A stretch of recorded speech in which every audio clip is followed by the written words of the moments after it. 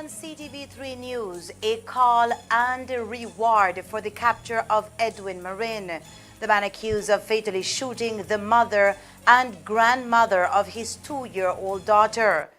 Speaker of the House rejects leader of the opposition's request to declare Albert and Colette seats vacant at tomorrow's House sitting.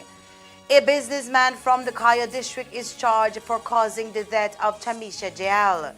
These are some of the stories we have for you tonight in our newscast for Thursday, September 12, 2024.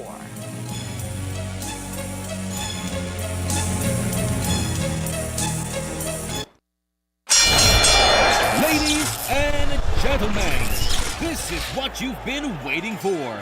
In this corner, we have the masters of limitless power and unbeatable connections. Pioneers of 4G LTE in Belize. It's the undefeated champion, Smart. And in the other corner, struggling to keep up, it's the other guy. Fight!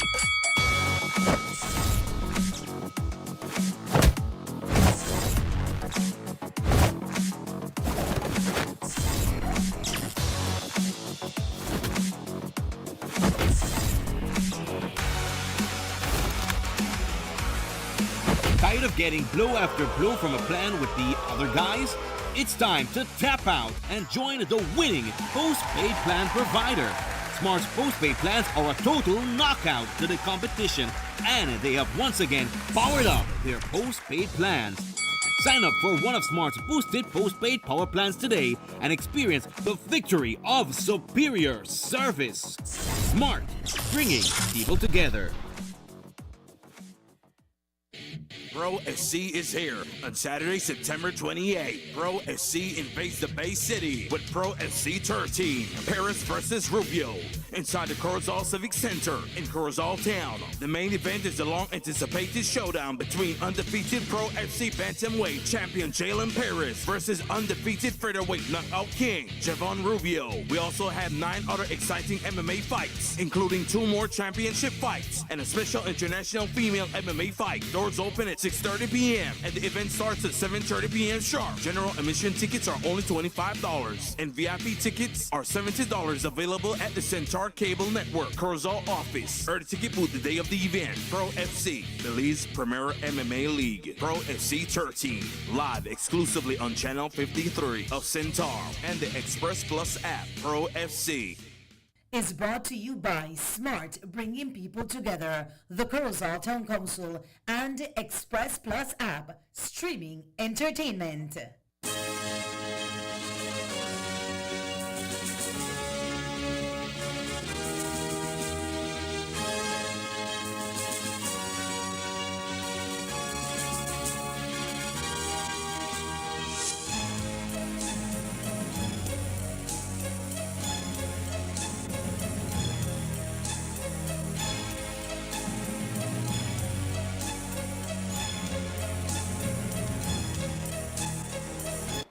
Good evening. With your news also, simulcast and Fiesta FM 106.7, I am Carmelita Perez.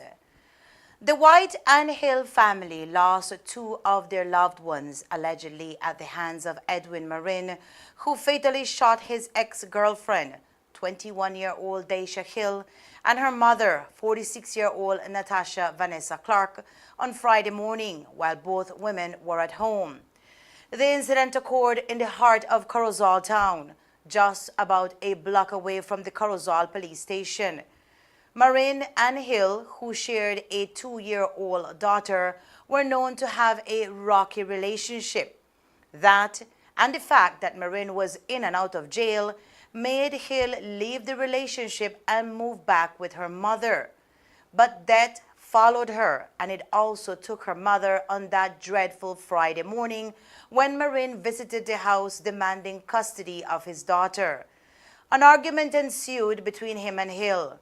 Marin left the home, but not before threatening to kill both women. And at around 11 in the morning on that same day, he returned to the house to fulfill his threat. It is said that he was dropped off on a motorcycle entered the residence and opened fire at both mother and daughter. Hill died protecting her 2-year-old from the bullets, while Clark succumbed to her injuries as she was being taken to the Corozal Community Hospital. Tonight, Marin remains on the lam, and there are still no concrete answers to the homicide. You know, we're still quite disappointed in the police. They haven't been able to apprehend the individual. I think they were kind of looking. They had some people that they brought in for questioning, but nothing concrete. You know, I mentioned the other day on my social media that there should be like at least a nationwide manhunt for this person. There's always all these checkpoints that the police set up for different reasons, and I know that it's something that they could do, and I don't understand why they're not, you know, taking this matter more seriously. But anyways, as a family, you know, my cousins and everybody, we're all trying our best to get the information out there, know that we're looking for this person. And we keep asking the public, you know, to share the poster with his name, with his image, even if it's on social media, even if they could print it out and stick it somewhere so that more people can see. Because if he's in Belize, he has to come out eventually. With time being of essence, the family of the victims is offering a $5,000 reward for Marin's capture, whom they believe has absconded to Mexico. The other thing that we're worried about is that he could have already left the country, probably to Mexico. And we're also asking the Mexican officials if they could help to try and find him. So the thing is, from the police end, we don't really have much to go on. And so as a family, we're offering $5,000 for a reward to anybody who could give information that would lead to the capture of this person. You said that you're interested also in making sure that your Mexican counterparts are informed about the incident in case he has absconded to the other side. Have you been able to speak to authorities on the Mexican side about this?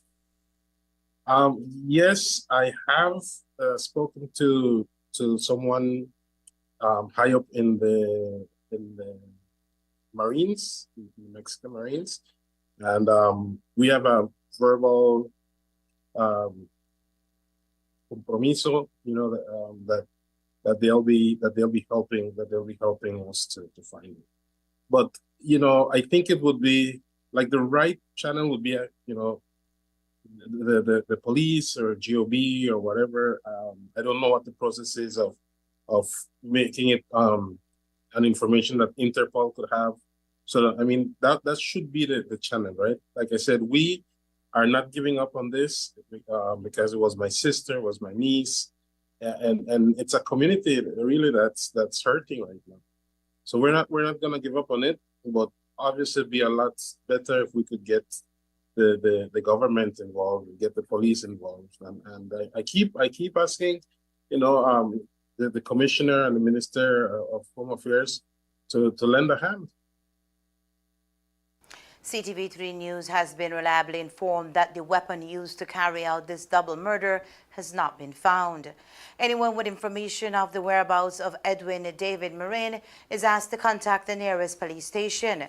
The public is also reminded that harboring a wanted person is against the law. Police have formally charged 57-year-old Simeon Herrera, a businessman from the Cayo district, in connection with the collision that claimed the life of 19-year-old Tamisha Jayal and left her brother, Keenan Rang, hospitalized. The accident occurred on Sunday, September 8, at the intersection of the George Price Highway and Carrillo Puerto Avenue. Herrera was charged with multiple offenses, including manslaughter by negligence, causing death by careless conduct, failing to give way when changing direction, driving without due care and attention, operating a motor vehicle without a valid driver's license, and driving a vehicle not covered by third-party risk insurance. Tamisha, who had just celebrated her 19th birthday, was an aspiring wildlife veterinarian who graduated at the top of her class from Galen University earlier this year. She and her brother, as mentioned previously, were traveling on a motorcycle when the crash occurred. Despite Keenan's attempts to shield his sister, both were thrown from the motorbike and Tamisha succumbed to her injuries shortly after. Speaker of the House of Representatives, Honorable Valerie Woods, has rejected the Leader of the Opposition's request to declare the seats of the Albert and Collett constituencies vacant at the upcoming sitting of the House of Representatives tomorrow, Friday, September 13th. The appeal, based on claims of constructive resignation by a political party, was deemed invalid by Woods. In her response to Shine Barrow, Woods clarified that under Section 59A1 of the Constitution, a member must personally notify the party leader and the Speaker of their resignation for it to be recognized. Since neither member had done so and both publicly stated that they remain in their party, Woods found no grounds to declare the seats vacant.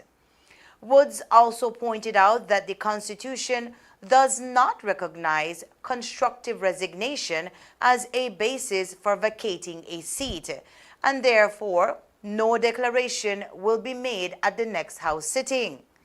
In the letter to the Speaker dated September 5, 2024, Barrow states, and we quote, "I ask that you declare at the next sitting of the House of Representatives that the members from Albert and Collett have ceased to be members of the House of Representatives by reason of having been a member of that political party, UDP, and elected to the House of Representatives as a member of that political party, UDP, resigns from that political party," referring to the fact that both members are no longer aligned with the UDP under his leadership. Today, Honorable Woods clarified to the media why Barrow's petition was rejected. The request that was made was to invoke, if you will, Section 59.3 of the 59A3 of the Constitution, which is to have the Speaker make a declaration that a member or members have so vacated and are no longer members of the House. That requires a certain threshold to be met. The threshold was not met as per the Constitution, so I responded and I laid it out based on the sections that the Leader of Opposition cited, why the threshold was not met, and therefore no such declaration will be made at the House meeting. Has he responded to your response? I haven't received a reply. With that said, in the eyes of Honorable Woods, Faber and Tracy remain as members of Parliament. They are members of the House of Representatives, and that is all 31 are members of the House of Representatives. I have received no resignation that has been tendered to any of the party leaders regarding any of their members having resigned. A careful look at the Constitution, particularly at the sections cited, will demonstrate that the threshold has not been met, the criteria has not been met, and therefore the Speaker is not in a position to make any such declaration. This idea of constructively resigned, based on your knowledge of the Constitution, does this actually exist? Is this a legitimate term? The terminology used, constructively resigned, does not appear anywhere in the Constitution. But more importantly, what appears in the Constitution under the sections cited, that would be the 59, what appears there is a very clear indication of how a member, makes announcement or pronouncement or notification of his or her resignation. And that has not occurred. In an open letter addressed to the people of Belize yesterday, Patrick Farber described Barrow's request to have his seat in the House of Representatives declared vacant as baseless. He described Barrow's actions as a display of profound misunderstanding of the Constitution or a malicious intent to undermine Farber's position. At the end of his open letter, Farber says he remains committed to serving his constituents in Colette and to uphold the principles of democracy. In the case of Panton, in a statement dated September 11, 2024, she makes it clear that neither she nor Farber had resigned from their respective positions. Panton states, and we quote, "We have not resigned. We have not been invited to resign. We will not resign, and we will not be forced to resign," end quote. Panton emphasizes that Barrow, along with a faction of the United Democratic Party's Central Executive Committee, does not have the authority to declare her or Farber's seats vacant. Accusing Barrow of acting out of desperation, Panton assured the residents of Albert and the wider Belizean public that she remains committed to her role as their representative. It will be interesting to see how things play out in Parliament tomorrow. Belize is moving towards a greener future, and to further cement that factor, today the Ministry of Tourism donated new garbage compactor trucks to be used in the city of Belmopan, Kikoker, San Pedro Town, Hopkins Village, and Placencia.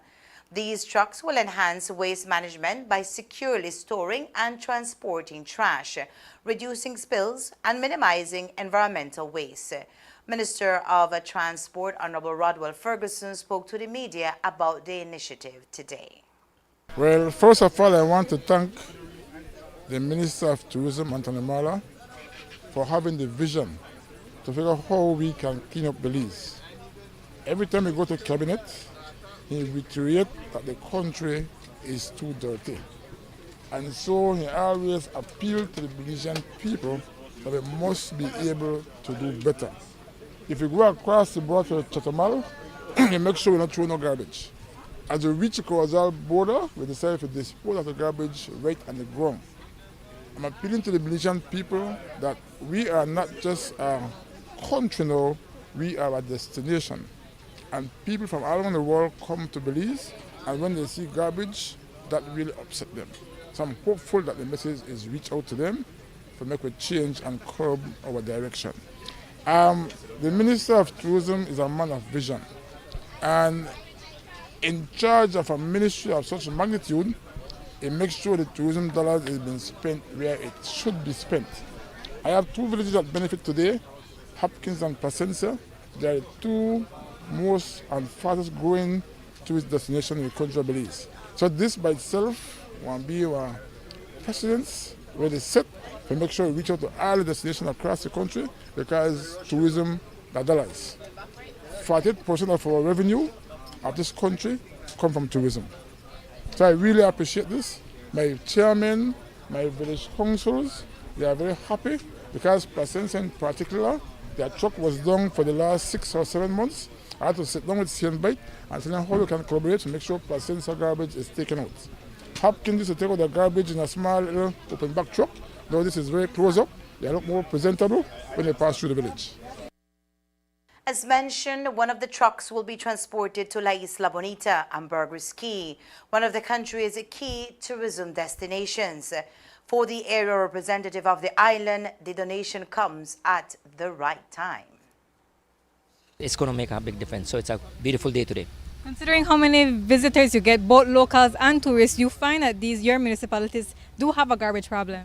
Yes, as everywhere in the country, we do have a garbage problem, so it's no secret about that.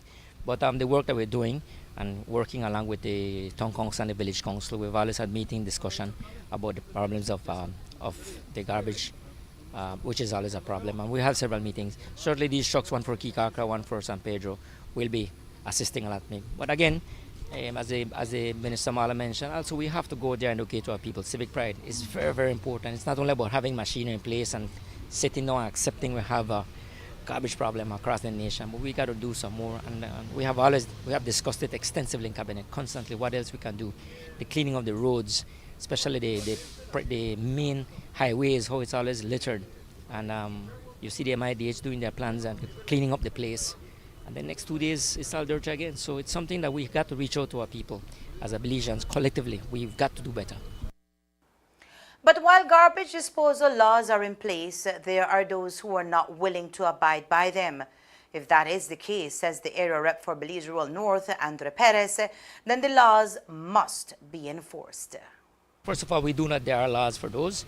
Enforcement is also on the table that we have been discussing as well. Littering is we can punish it, that is punishable. So that has also been discussed.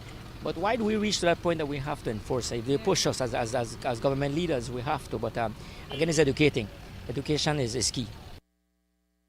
Coming up next, Belizeans abroad prepare to celebrate Belize at 43. Stay tuned.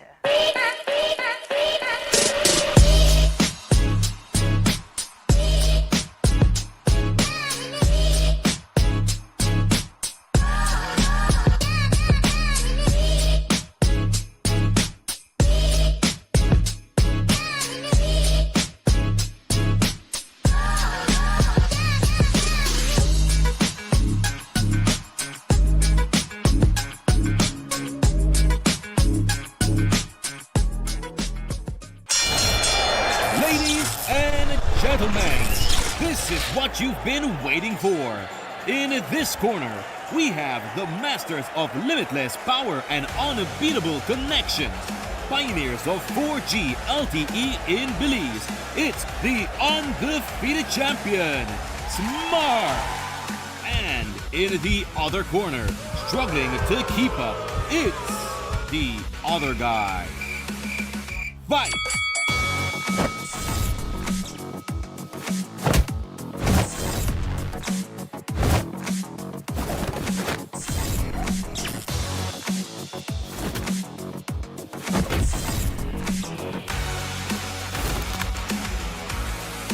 Tired of getting blow after blow from a plan with the other guys? It's time to tap out and join the winning postpaid plan provider. Smart's postpaid plans are a total knockout to the competition, and they have once again powered up their postpaid plans. Sign up for one of Smart's boosted postpaid power plans today and experience the victory of superior service. Smart, bringing people together. Design Depot, your all-in-one destination for transforming your living spaces. Explore the world of GE with our selection of cutting-edge appliances for functional, convenient, and modern living. Find solutions for every paint project, from home to industrial, with our extensive selection of Sherwin-Williams paints and coatings. Safeguard your home with the durability of our weather-resistant windows and doors. Elevate your kitchen and bath with the timeless elegance of Kohler sinks and faucets. Transform your space with our constantly refreshed tile inventory, always embracing the latest tile trends. Design Depot, all in one place. Belize and her people are getting ready to celebrate 43 years of freedom this September 21st, 2024. The energy can be felt and observed on the streets of every municipality as activities leading up to the 21st take place. But it's not only here at home that Belizeans look forward to celebrating our sovereignty. Believe it or not, the Belizean diaspora also unites to honor the jewel. Today we spoke to two Belizeans who live abroad to get a first-hand account of what it means to be away from home as the land of the free prepares to celebrate 43. It's always a bitter and a sweet time of the year. For the ones that can go, it's always exciting and, a very nice thing to think about. The celebration is always on fleek and Belize, and that's a place to be. And everybody want to jump up on a big truck and everybody want to have a good time. But for the ones that are unable for some reason that cannot go, it's always kind of a little bit, sad to think about it, because home is home, and home, your heart is always at home for us diasporans. And like I said, the ones that can go are blessed, and, hopefully the ones that can't go, everything work out for them. And the following year, they can look forward to something to celebrate with their friends and family, because our celebration, I gotta tell you, man, off the chain. especially the Orange Rock Carnival, man. Just to think about it, just hype me up one time. Oh, well, if you're in the US, it depends what part. If you're in LA, New York, well, I'm in Chicago at the moment. So if I don't get to go for whatever reason, they have a dance. You know, they have parades in Waukegan. They have dance in, and so there's something to compensate. You know, so you almost kind of feel you're at home, but just like in a different setting. For Yolanda Bradrick, Belizeans, especially our youth, should be proud to call Belize home. I really missed it. I really miss it because, you know, the carnival, the Juve, and then used to seeing the parade every year. The 10th and the September is a really miss. I really missed it. For me, is when I growing up as a young girl, you know, my mom used to take us to watch the parade, and we look forward to seeing the 10th and the September celebration. Carnival was just beginning to boost up because I remember one time I was in the carnival. It was my first year in carnival as a young girl, enjoying myself, and you know, so I usually tell my friends and my family that I was in carnival and I did enjoy. It was tired, but enjoyed. So for me, I would tell my Belizean young people, you know, enjoy all that they could enjoy now because times are changing. I mean, with these young people killing each other, you know, they should be here to enjoy life, not be beefing and, you know, with each other. We should be loving each other, respecting each other, and don't let words, because these things are words and things that people are just by words killing each other for, you know. Our young men are gone. They should be here enjoying life, having kids to bring up and enjoying their life. So, I mean, we could tell about the good old days, and they were sure good old days when we were younger. We should be proud as Belizean. You know, we have come this far. So the best thing is enjoy the parade, take the kids out, let them see what it's all about, you know. And we should be proud as Belizean, wave our flags high, and just be happy. Be happy that we have a free country. Some countries are not having that peace and that freeness as they're supposed to. But we have it, and we should be thanking God every day for our little Belize. Yesterday, we told you about the 3 new electric buses that are now in Belize as part of the e-mobility pilot project towards low-carbon transport, piloting e-mobility within Belize's public transport system. Funded by the European Union, EU, the initiative represents a major advancement in transforming Belize's transportation sector as it underscores our commitment to exploring innovative, eco-friendly transportation solutions and significantly reducing the country's carbon footprint. According to Minister of Transport, Honorable Rodwell Ferguson, the 3 new e-buses will enhance inter-district travel, advancing the project's goal of providing more affordable, reliable, and modern energy-efficient transport. I wasn't around for when the bus came in, but that again is a testament of improvement. The world is going green, and Belize, as a small country, have to make a start. So the first start was 2 EV buses in Belize City, and then now 3 that will service the Western and the Northern Highway.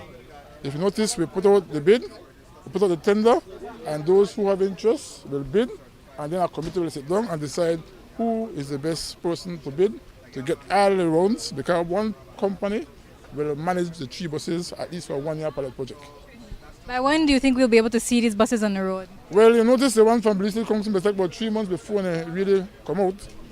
Now we go through and paint them and put on all what need to be put on. So I give you a maximum of 2 months, 3 months, and they should be on the highway. While the initiative might spell competition for some of the regular bus operators, Ferguson says that there is no need for that fear. Remember, how we are doing it, we are getting the same operators to apply. And so it will be one of them that may be successful, and so they are already in the system. So when they bring anybody new to compete along with them. How can you guys ensure that the process will be transparent? Because I know people will still have complaints who get chose. Well, as the minister, I'm not even on the committee to decide who will get.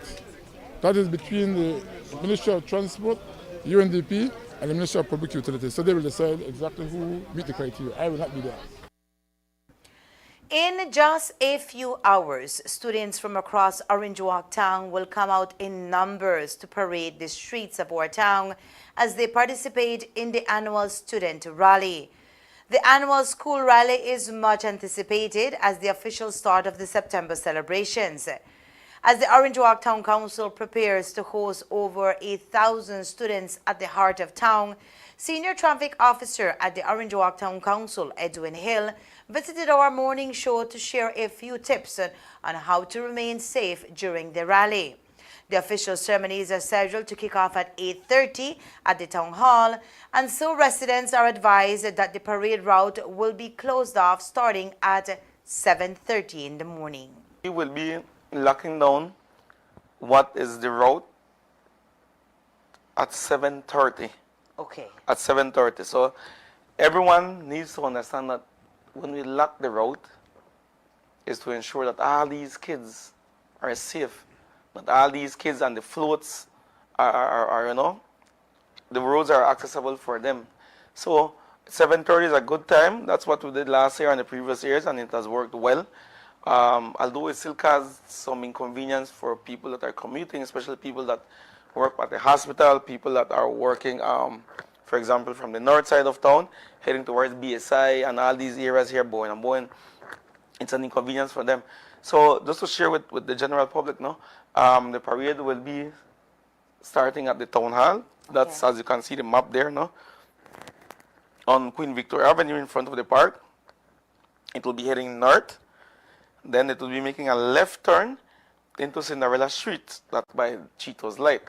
It will be making a left turn into Cinderella Street, then another left turn into Don Street, all the way to San Isidro, all the way to the terminal, and then it will be making another left turn into San Antonio Road. From San Antonio Road, it will go on to Baker Street. From Baker Street, it will go on to Main Street. From Main Street into Hospital Crescents, that's in front of the police station by the library there. And from there, it will go back to the town council, and it ends there. That's again by Cheeto's Light.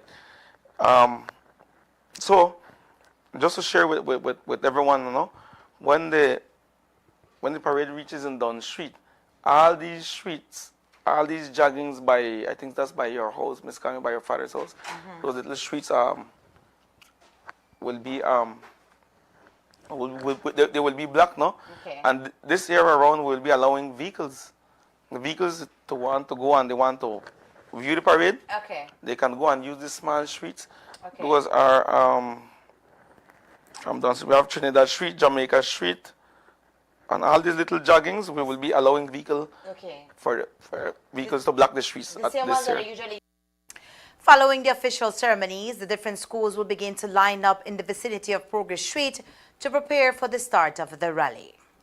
Yes, Ms. Carmen, just to share with the general public now that, should in case, well, for those of you all who want to go and you want to see maybe a nephew or a cousin or even your own child, and just for you to know what would be the order on where you can, will we be expecting to see your children or your whoever you want to go and see out there, So the order of school and departments, right?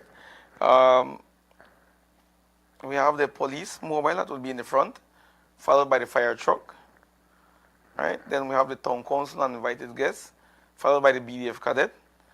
Then we have national transport that will be leading, with San Francisco School being the first school, San Francisco RC School, followed by Solomon's SDA, New Life Presbyterian, Chapel School, St. Peter's Anglican, Louisiana Government School, Town Council Transport Mobile, that will be us,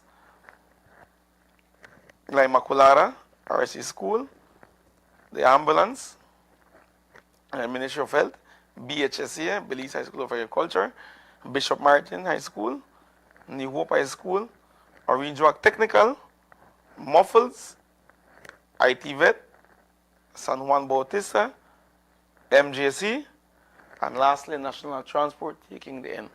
Another national transport vehicle, right? Okay. That would be the order on the parade, on the formation, the setup of the formation.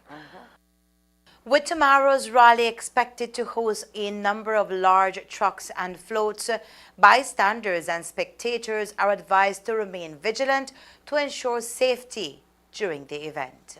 Yes, so once again, guys, the parade will be leaving the Central Park, that's on Queen Victoria Avenue, going all the way up north, making a left turn into Cinderella Street, that's by Cheetos Light, then another left turn into what is Dunn Street, all the way down to San Isidro, all the way down to San Antonio Road, making a left turn into, yes, San Antonio Road, into Baker Street, followed by Main Street, another left turn into Main Street, and then Hospital Crescents, that is by in front of the police station by Library, back to Queen Victoria Avenue and ends at the Central Park, Miss Carmen. Now, when the parade ends, we'd have children scattered all over the place.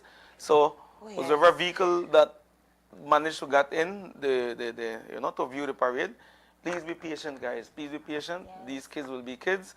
And at the end of the day, we all have some sort of relative in this parade. So, let's be mindful and let's abide by whatever is in place on that day. Whatever the traffic officer is directing you to do, please abide by it, right? Then I have a question. As previously mentioned, Friday's celebrations will kick off at 8:30 with official ceremonies at the Town Hall. If for some reason you need to miss it and can't be out at the Town Hall, we inform you that we will be airing the parade live on Channel 53 of Centaur and on all our social media pages. There is more news after the break. Stay tuned.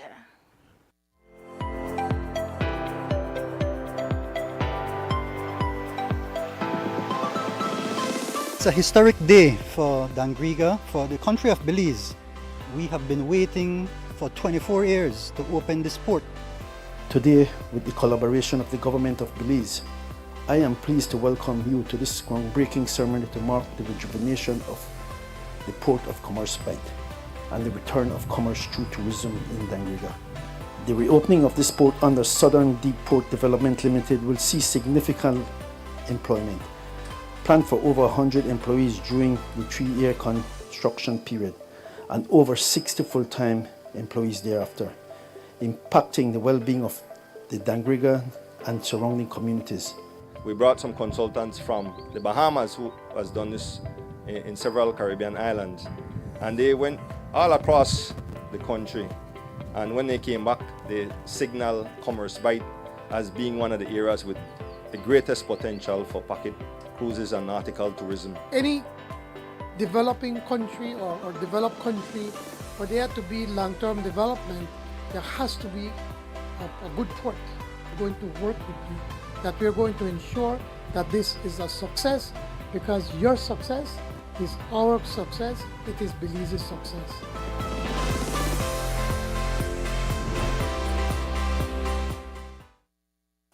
The fourth summit of First Ladies and Gentlemen in Ukraine is drawing global attention as it addresses critical issues surrounding child safety and family support. Her Excellency Rosanna Briceño, the wife of Prime Minister of Belize, John Briceño, is among the key figures participating in this event hosted by Ukraine's First Lady Olyana Zelenska.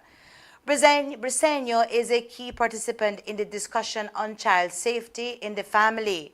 This segment addresses challenges in parenting, government support for families, and mental health care for children. The goal is to develop collaborative solutions and share effective practices to improve child safety and well-being worldwide. The Belize delegation's itinerary includes several notable events. They will engage in a cover photo shoot for Elle Ukraine, visit also the National Specialized Children's Hospital, and tour the newly established Child Rights Protection Center. The visit, which has been impacted by recent missile attacks, highlights the urgent need for international support. Additionally, Briceño will participate in a UNICEF podcast recording discussing child safety and ethical considerations. This involvement reflects Belize's commitment to international collaboration in international and improving child welfare and supporting family systems globally. And in some final news, the House of Representatives will convene on Friday in Belmopan. However, this time it will not be from inside the National Assembly building on Independence Hill. Instead, the meeting will be hosted at the Georgia Price Center. While the National Assembly building undergoes a major rehabilitation, the Georgia Price Center has been retrofitted to host the House of Representatives. Friday will be the first meeting hosted under the new auspices, and today the Speaker of the House, Honorable Valerie Woods, spoke on the adjustment of having to move from the National Assembly building, which has been the home of the House of Representatives for over 50 years since its inauguration in 1970.